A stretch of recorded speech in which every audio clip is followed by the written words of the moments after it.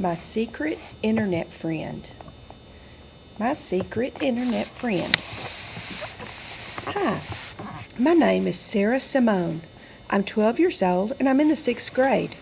I think I'm one of the luckiest girls in the world because I have a computer in my room. But I'm not the only lucky one. Most of my friends have computers too. My mom says that I spend way too much time cooped up in my room. She also insists that I spend too much time on my computer using the internet. They kind of go together since I wouldn't spend so much time in my room if it weren't for my computer. I suppose that's why some people call me Cyber Sarah. My mom says I should spend more time playing outside, getting exercise, or reading books on the porch where I can at least breathe some fresh air. She's probably right, but I just love the computer so much. Mom sometimes warns me that I'm becoming addicted to the computer. I think being on my computer is more fun than just about anything else I can think of. I can play interactive games. I can go on the internet to find information on almost any subject I want to learn about, and I can even read books online. But what I like most of all is that I can send instant messages, IMs, to my friends, and they can IM, text, or email me back. I even have my own FaceKid page. Cyber Sarah. Hey, Slowpoke. Rachel 99. Hey ya. Cyber Sarah. You are late getting home. Rachel 99. The bus took forever. It might seem kind of silly, but I even gave my computer a name. I call it Clicker. You're probably wondering why I would give it a name like that. Well, think about it. You can click a mouse to do just about anything you want to do on the computer. Since I'm always clicking the mouse, I named my computer Clicker. Chatting online with my friends is my favorite thing to do. The first thing I do when I get home from school is race to my room and get on my computer. I send an instant message, or IM, to my closest friend Rachel. She always replies to my message right away. Sometimes we chat for more than an hour. It's like having a face-to-face conversation with no one else listening. It's our private conversation, just Rachel and me. We IM about what we did at school that day, our homework, assignments, our family, our friends, and our pets. Oh yeah, I forgot to tell you that I have a puppy named Charlie and a cat named Boots. Oh, and one other thing. We chat about Freddie Fridley, too. He's a kid in our class. Freddie is an okay kid, but he does some pretty bizarre things. Like he lets his ice cream melt so he can drink it through a straw. He puts mustard and ketchup on dill pickles before he eats them. Yuck! I think that eating dill pickles by themselves is kind of weird, but putting mustard and ketchup on them is even weirder. Cyber Sarah. Fred eats pickles with mustard and ketchup. Rachel 99. OMG, that's gross. Cyber Sarah. Super gross, LOL. Rachel 99. Fred equals loser, BRB. I have lots of other online chat friends. My friends and I sometimes used to IM other kids just to pick on them and poke fun at them. We would say mean things. We would tell them that their clothes were ugly or their hair was a disaster, or we would say they do stupid things. I guess that's not a very nice thing to do, but I did it because my friends were doing it. I know what you're thinking. That's not a good reason. Well, we've been learning about cyberbullying at school and how bad it can make someone feel. The discussions we've had about cyberbullying have made me think differently about exchanging IMs that make fun of other kids. One day I got an IM from a kid I didn't know. His name was Bradley, and he told me he lived in New York City. He also told me he was 12. He said he wanted to be my secret friend, and I thought that seemed pretty cool. He asked me what I liked to do besides being on my computer. I found that we both love to play soccer, even though I don't play as much as I used to. Bradley said he liked watching Saturday morning cartoons and was obsessed with playing computer games. I replied, hey, guess what? I'm obsessed with playing computer games too. Bradley, NYC. Hey. Cyber Sarah. Hey.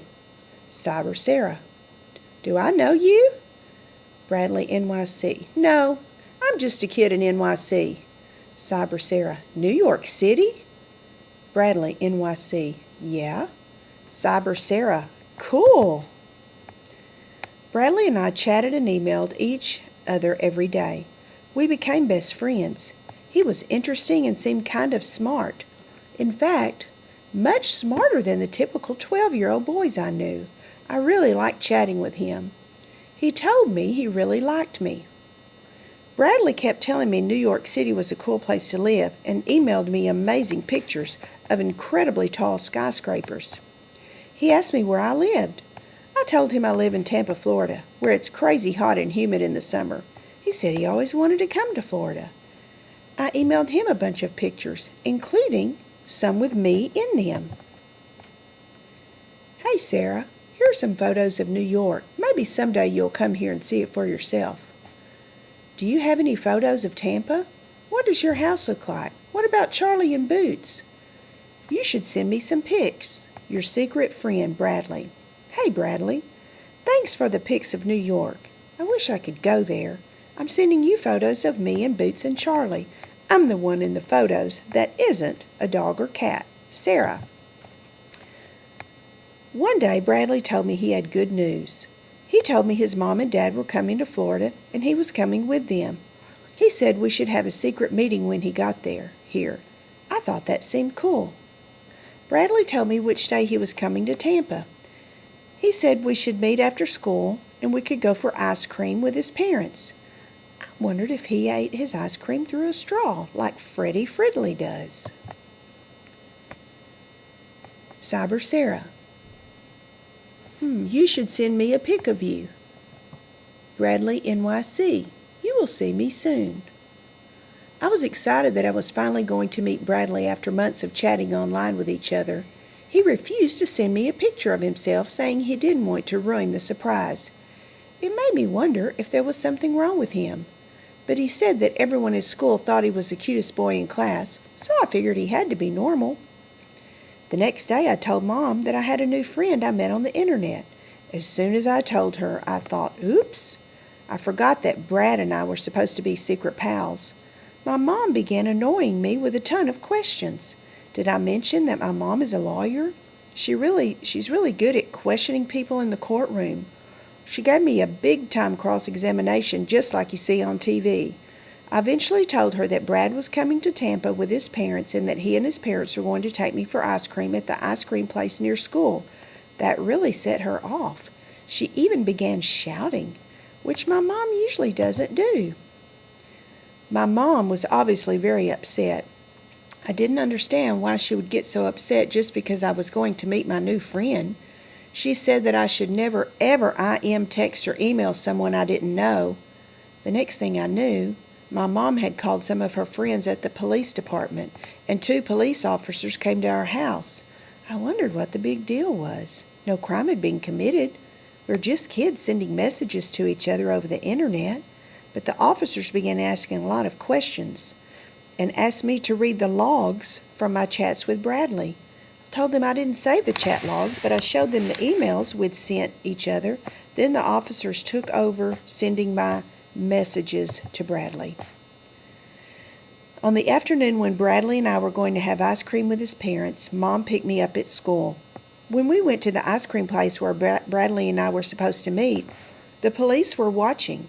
It turned out that Bradley wasn't a 12-year-old boy.